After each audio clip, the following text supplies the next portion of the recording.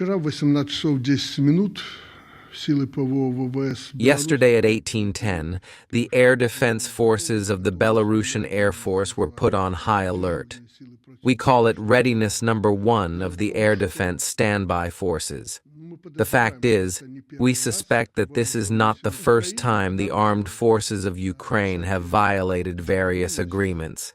And, to put it more precisely, so as not to fall under the criticism of our so-called friends again, they violated all sorts of rules of conduct and breached the airspace of the Republic of Belarus.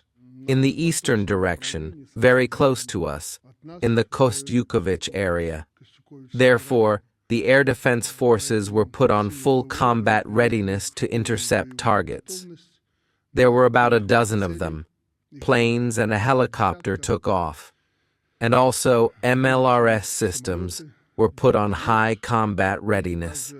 At 1904, at an altitude of 1.5 kilometers and a range of 6.5 kilometers, several targets were destroyed by air defense forces on the territory of Belarus. At night and this morning, the search for what was destroyed is ongoing. We suspect that strike drones, which definitely violated the airspace of Belarus, flew from Ukraine. Over the territory of Belarus, we destroyed the targets. The rest were handed over. We have a unified air defense with Russia. Were handed over to the Russian Federation. And according to the information from the Russian General Staff and the commander of this air defense direction in Russia, these targets were hit near Yaroslavl. The first direction was Smolensk, but then they changed their flight trajectory, those that remained over Russia, and headed towards the Yaroslavl area. But they were intercepted by Russian air defense systems and the Pantsir missile system, and were destroyed on the territory of the Russian Federation. Why Ukraine needs this, I do not understand. We need to figure it out. But as I said, we clearly communicated with them and conveyed this information to them, that any provocations will not go unanswered. Therefore, the Ministry of Defense, the General Staff of Belarus, was ordered to carry out appropriate measures to reliably ensure the security of our state.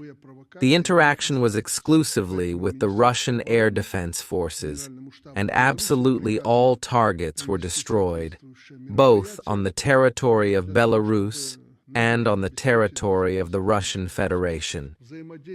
It is unpleasant that the Ukrainians, as I have warned you many times, are showing that they are not ready for any peace and continue to escalate this tension.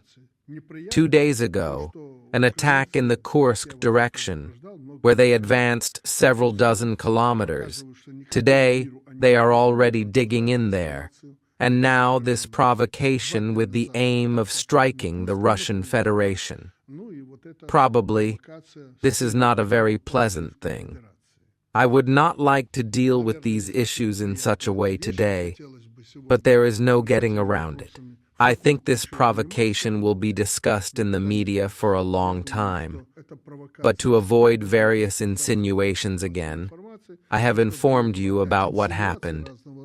Now the press secretary will pass it on to the Minister of Defense, who will inform our society in detail of the specifics, minute by minute, about what happened. This once again shows that we need to work hard here on the ground, as they used to say, tirelessly, to achieve appropriate results in order to avoid what is happening today in Ukraine. Того, что происходит сегодня в Украине.